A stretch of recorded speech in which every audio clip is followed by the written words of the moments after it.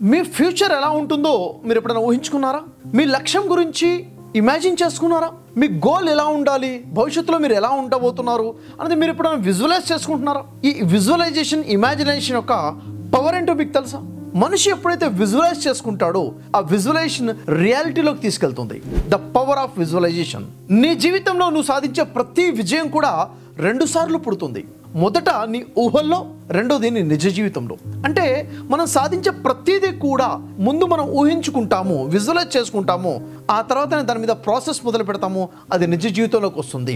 Every miracle is born twice, first in your mind, then in your life. నువ్వు దేన్నైతే స్పష్టంగా ఊహించగలుగుతావో దాన్ని నువ్వు ఖచ్చితంగా సాధించగలుగుతావు.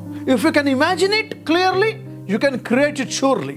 అంటే నువ్వు సాధించే క్రమం ఏదైతే ఉందో, నువ్వు ఎలా సాధించబోతున్నావు, దేని తర్వాత ఏం చేయబోతున్నావు, రూట్ మ్యాప్ క్లియర్గా వన్ ఆఫ్టర్ వన్ ప్లానింగ్ అనేది ఎప్పుడైతే నీకు క్లారిటీగా ఉంటుందో, విజువలైజ్ చేయగలుగుతున్నావో, దానికి తగ్గట్టుగా ప్రాక్టికల్ లైఫ్లో కూడా నీకు వస్తుంది.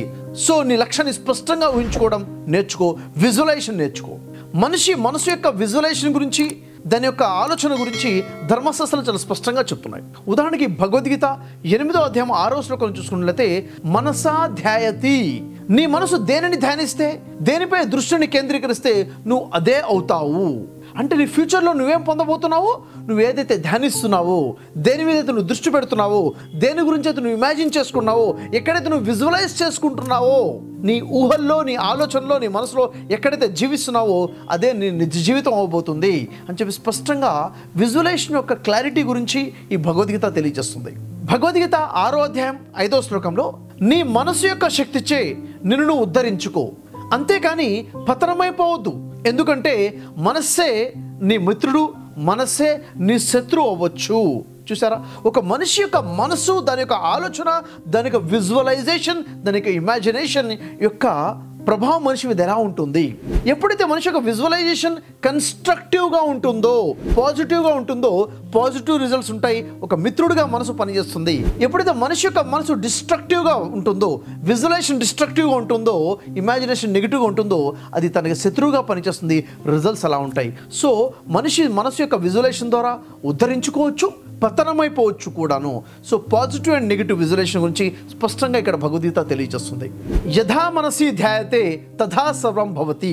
మనం మనసులో ఏమి ధ్యానిస్తామో అదే మన జీవితంలో సంభవిస్తుంది. నీ భవిష్యత్తులో ఏదైతే జరగాలని నువ్వు అనుకుంటున్నావో అదే నువ్వు ధ్యానించు, అదే నువ్వు ఆలోచించు, అదే నువ్వు విజువలైజ్ చేసుకో, అదే ఇమాజినేషన్లో ఉండాలి. The effect of visualisation, the power of visualisation స్పష్టంగా మన శ్లోకాలు తెలియజేస్తున్నాయి.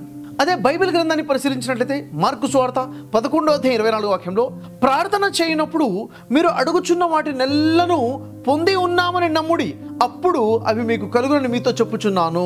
నువ్వు ఏదైతే ప్రార్థిస్తున్నావో, ఓ దేవుడా నాకు ఇది ప్రసాదించు, నాకు ఇది కావాలి అని దేన్నైతే నువ్వు అడుగుతున్నావో అది ఆల్రెడీ నువ్వు పొంది ఉన్నావు అన్నట్టుగా నమ్మాలి. ఆల్రెడీ అది నీ దగ్గర ఉన్నట్టుగా, నువ్వు పొందినట్టుగా నమ్మాలి. అంటే క్లియర్గా ఎక్కడే ఉంది, visualisation plus faith, belief equals to manifestation. అంటే నువ్వు ఏదైతే పొందబోతున్నావో ఆల్రెడీ పొందినట్టుగా ఊహించుకోవాలి, విజువలైజ్ చేసుకోవాలి, ఇమాజినేషన్ అనేది నీలో ఉండాలి. దానికి తగ్గట్టుగా నీ స్ట్రాంగ్ బిలీఫ్ ఎప్పుడైతే ఉంటుందో అప్పుడు మేనిఫెస్టేషన్ కూడా స్పష్టంగా జరుగుతుంది. నీ విశ్వాసం, నీ ఫెయిత్ మరియు నీ విజువలైజేషన్, నీ ఊహ నీ జీవితంలో ఫలితాలను సృష్టిస్తాయి. Your mind is starting point of what you receive.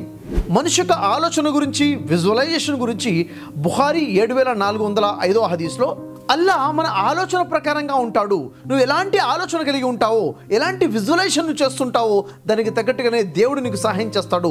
Positive visualisation ఉంటే పాజిటివ్ ఇంపాక్ట్, నెగిటివ్ విజువలైజేషన్ ఉంటే నెగిటివ్ ఇంపాక్ట్ ఉంటుంది. మనిషి యొక్క visualisation plus belief system equals to manifestation. Visualisation అంటే మన ఊహలతో మన భవిష్యత్తును నిర్మించుకోవడము.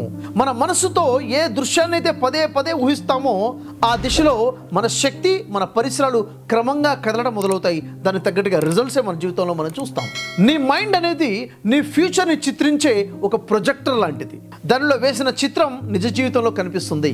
ఒలింపిక్స్లో విన్ అయినటువంటి అనేక మంది క్రీడాకారులు చెప్పే విషయం ఏంటంటే, వారు ఏ విధంగా సక్సెస్ సాధించారు అంటే వారి సీక్రెట్ విజువలైజేషన్. వారు ముందు నుంచే వారు ఆడుతున్నట్టుగా, ఆ స్టేడియంలో నిల్చున్నట్లుగా, వాళ్ళ పెర్ఫార్మెన్స్ చాలా చక్కగా జరుగుతున్నట్టుగా, గెలిచి జెండాను ఎగిరేస్తున్నట్లుగా, ప్రజలు చప్పట్లు కొడుతున్నట్టుగా, వారి కుటుంబం ఆనందంతో సెలబ్రేట్ చేస్తున్నట్టుగా కంప్లీట్గా విజువలైజ్ చేసుకుంటారు. ఇలాంటి విజువలైజేషన్ అనేక సార్లు పదే పదే పదే పదే చేస్తారు. ఎప్పుడైతే ఆ గ్రౌండ్లో నిజంగా వచ్చి నిలబడతారో అప్పుడు వారి సబ్కాన్షియస్ మైండ్కి ఆ స్టేడియం అనేది, ఆ ఆట అనేది కొత్తగా కనపడదు. అనేక సార్లు ఆడి గెలిచినటువంటి అనుభవం కలిగి ఉంటుంది. అలాంటి అనుభవంతోనే మళ్ళీ పెర్ఫామ్ చేస్తారు. ఆ ఉత్సాహంతో, ఆ నిండిన శక్తితో మళ్ళీ విజేతగా గెలుస్తున్నారు. ఈ విజువలైజేషన్ అనేది వారికి ఎంత బలంగా సక్సెస్కి ఉపయోగపడింది అన్నది అనేక మంది సాక్ష్యం చెప్పున్నారు. అంటే వారు మొదటగా గెలిచింది వారి మనసులోనే అన్న విషయం అర్థమవుతుంది. ఉదాహరణకి థామస్ ఆల్వా ఎడిసన్ మొట్టమొదటిసారిగా ఎలక్ట్రిక్ బల్బుని తన ఊహల్లో చూశాడు, తర్వాత సృష్టించాడు నిజ జీవితంలో. రైట్ బ్రదర్స్ మొదటగా విమానాన్ని ఎగురుతున్న దృశ్యాన్ని మనసులో చూశారు, తర్వాత దాన్ని నిజంగానే చేశారు. Every success story begins with imagination, visualisation. Same అలాగే ప్రతి ఫెయిల్యూర్ స్టోరీ కూడా తన విజువలైజేషన్, ఇమాజినేషన్ ద్వారానే ఉంటుంది. సో నీ ఆలోచన విధానమైనా, నీ విజువలైజేషన్ అయినా కానీ ఎప్పుడైతే పాజిటివ్గా, పవర్ఫుల్గా ఉంటుందో ఖచ్చితంగా నువ్వు సక్సెస్ని నిర్మించుకోగలుగుతావు. ఎప్పుడైతే నీ విజువలైజేషన్ పాజిటివ్గా, పవర్ఫుల్గా ఉంటుందో నీ ఫ్యూచర్ని కూడా అంతే పవర్ఫుల్ సక్సెస్గా నిర్మించుకోవచ్చు. ఎప్పుడైతే నీ ఈ విజువలైజేషన్ని కన్స్ట్రక్టివ్గా, క్లారిటీగా, పవర్ఫుల్గా నువ్వు ప్రాక్టీస్ చేయగలుగుతావో అప్పుడు నీ సక్సెస్ నీ చేతిలో ఉంటుంది. సో ఈ విజువలైజేషన్ ఇంత క్లారిటీగా చేయటం ఎలా, అంత పవర్ఫుల్గా విజువలైజేషన్ చేయటం ఎలా అంటే అది కేవలం ద లా ఆఫ్ అట్రాక్షన్ కన్నా అడ్వాన్స్డ్గా రిజల్ట్స్ ఇచ్చేటువంటి divine mind set miracles classes ద్వారానే సాధ్యం. ధార్మిక గ్రంథాలైనటువంటి భగవద్గీత, బైబిల్, ఖురాన్, వేద శాస్త్రాలు బోధించేటువంటి డివైన్ మైండ్ సెట్ ఏదైతే ఉందో ఆ డివైన్ మైండ్ సెట్ ఎప్పుడైతే మనం కలిగి ఉంటామో దాని ద్వారా విజువలైజేషన్ చాలా క్లారిటీగా, చాలా పవర్ఫుల్గా, చాలా సిస్టమేటిక్గా చేయగలుగుతాము. కన్స్ట్రక్టివ్ విజువలైజేషన్ అవుతుంది. అద్భుతమైన సక్సెస్ని మనం సొంతం చేసుకోవచ్చు.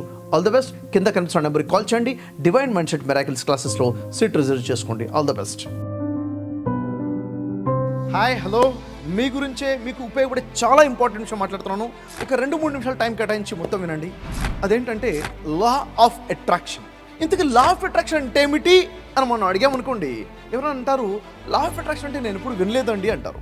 కొంతమంది లా ఆఫ్ అట్రాక్షన్ అంటే ఏంటో విన్నాను కానీ స్పష్టంగా తెలియదు, క్లారిటీ రాలేదు, నాకు అర్థం కాలేదని వాళ్ళు కొంతమంది ఉన్నారు. ఇంకొంతమంది లా ఆఫ్ అట్రాక్షన్ అంటే పెద్ద మూఢనమ్మకము అని చెప్పేవాళ్ళు ఉన్నారు. ఇంకొంతమంది అయితే లా ఆఫ్ అట్రాక్షన్ అంటే మోడర్న్ సైన్స్ అని చెప్పేవాళ్ళు ఉన్నారు. ఇంకొంతమంది అయితే లా ఆఫ్ అట్రాక్షన్ అనేది ధార్మిక విషయాలకి వ్యతిరేకమైన విషయాలు, ఆధ్యాత్మిక విషయాలు వ్యతిరేకంగా ఉన్నాయి అని చెప్పేవాళ్ళు ఉన్నారు. కొంతమంది అంటారు లా ఆఫ్ అట్రాక్షన్ అంటే ఏమీ లేదు, కలలు కనటమే, ఏదైతే నువ్వు కలగంటావో అది నీ జీవితంలోకి వస్తుందని చెప్పేవాళ్ళు కొంతమంది ఉన్నారు. కొంతమంది కళ్ళగంటే జరిగిపోతుందా అని చెప్పేసి వాదించేవాళ్ళు ఉన్నారు. కొంతమంది నువ్వు ఏదైతే ఆకర్షిస్తావో అది నీ జీవితంలోకి వస్తుంది, అదే లా ఆఫ్ అట్రాక్షన్ చెప్పేవాళ్ళు ఉన్నారు. ఇంకొంతమంది అయితే లా ఆఫ్ అట్రాక్షన్ అనేది వేదాలకి, భగవద్గీతకి విరుద్ధమైన కాన్సెప్ట్ అని చెప్పేవాళ్ళు ఉన్నారు. ఇంకొంతమంది ఇది బైబిల్కి సంబంధించింది కాదు, బైబిల్కి వ్యతిరేకంగా ఉన్నదే లా ఆఫ్ అట్రాక్షన్ అంటారు. ఇంకొంతమంది అయితే ఇది ఖురాన్లో లేనటువంటి మాట, లా ఆఫ్ అట్రాక్షన్ నుంచి ఖురాన్ ఎక్కడ బోధించలేదు, ఖురాన్కి వ్యతిరేకంగా ఉంది లా ఆఫ్ అట్రాక్షన్ అని. ఇలా చెప్పుకుంటూ పోతే చాలా చాలా రకాల ఆలోచనలు, ఒక్కొక్కరికి ఒక్కొక్క రకమైన ఆలోచన ఉంది. లా ఆఫ్ అట్రాక్షన్ అంటే కొంతమంది అంటారు డబ్బులు సంపాదించడానికి ఉపయోగపడేదే లా ఆఫ్ అట్రాక్షన్ అని కొంతమంది అంటారు. కొంతమంది లేదు జీవితంలో నీకు ఏది కావాలన్నా లా ఆఫ్ అట్రాక్షన్ ద్వారా సాధించుకోవచ్చు అని మరికొంతమంది అంటారు. ఇంకొంతమంది లా ఆఫ్ అట్రాక్షన్ అంటే బాగా డబ్బున్నోళ్ళు చేసేటువంటి ప్రాక్టీస్ చేసేదే లా ఆఫ్ అట్రాక్షన్ ఇంకొంతమంది అంటారు. ఎన్ని క్వశ్చన్స్ ఉన్నా కానీ అన్ని క్వశ్చన్స్కి సమాధానంగా మీ అందరి కోసం ఒక గుడ్ న్యూస్ ఏంటంటే స్పెషల్గా ఒక 2 hours వర్క్షాప్ మీకోసం ప్లాన్ చేశాను. What is law of attraction అని చెప్పేసి. వాస్తవం ఏంటంటే ఒక మాటలో నేను మీకు చెప్తాను. లా ఆఫ్ అట్రాక్షన్ అంటే ఇది మూఢనమ్మకం కాదు, ఇది మోడర్న్ సైన్స్ కూడా కాదు, ఇది ధార్మిక గ్రంథాలలో వెలుగును ఉన్నటువంటి సైన్స్. వైదిక్ సైన్స్, వేద శాస్త్రాలైనా, ఉపనిషత్తులైనా, భగవద్గీత అయినా, బైబిల్ అయినా, ఖురాన్ అయినా ఈ గ్రంథాల వెలుగులో ఉన్నదే ఎగ్జాక్ట్లీ వాస్తవానికి లా ఆఫ్ అట్రాక్షన్. ఎవరో ఏదో పుస్తకం రాసేసారు లా ఆఫ్ అట్రాక్షన్ గురించి, అదే లా ఆఫ్ అట్రాక్షన్ అనుకుంటే పొరపాటు. వాస్తవానికి ధార్మిక గ్రంథాలు చెప్తుంది లా ఆఫ్ అట్రాక్షన్. అదేంటో మీరు తెలుసుకోవాలనుకుంటే, మీ లైఫ్లో కావాల్సింది మీరు ఎలా సాధించుకోవాలో మీకు తెలియాలనుకుంటే, మీ లైఫ్లో ఉన్న ప్రాబ్లమ్స్ని ఎలా దూరం చేసుకోవాలో మీరు తెలుసుకోవాలనుకుంటే, మీ కళను పూర్తి చేసుకోవాలంటే లా ఆఫ్ అట్రాక్షన్ ద్వారా ఇది ధార్మిక గ్రంథాల వీళ్ళలోనే మనం తెలుసుకోవాలి. దీనికోసమే 2 గంటల స్పెషల్ వర్క్షాప్ మీకోసం ప్లాన్ చేయడం జరిగింది. 7 గంటల నుంచి 9 గంటల వరకు ఉన్నటువంటి ఈ వర్క్షాప్ యాక్చువల్ ఫీజ్ 3000 రూపీస్. కానీ ఇప్పుడు మీకోసం పెద్ద గుడ్ న్యూస్ ఉంటే కేవలం 46 రూపీస్కే మాత్రమే. నిజమే విన్నారు, 46 రూపాయలకి మాత్రమే మీకు వర్క్షాప్ ఉంది. వెంటనే కింద లింక్ ప్రెస్ చేయండి, రిజిస్టర్ చేసుకోండి. 2 hours క్లారిటీ పొందండి. లైఫ్లో గొప్ప గొప్ప విజయాలు సాధించాలంటే లా ఆఫ్ అట్రాక్షన్ మీకు ఉపయోగపడుతుంది. అది ఆరోగ్యమైనా, డబ్బైనా, పేరు ప్రఖ్యాతులైనా, ఇంకేదైనా కానివ్వండి. All the best. ఎదురు చూస్తుంటాను. రిజిస్టర్ చేసుకోండి. కలుద్దాం.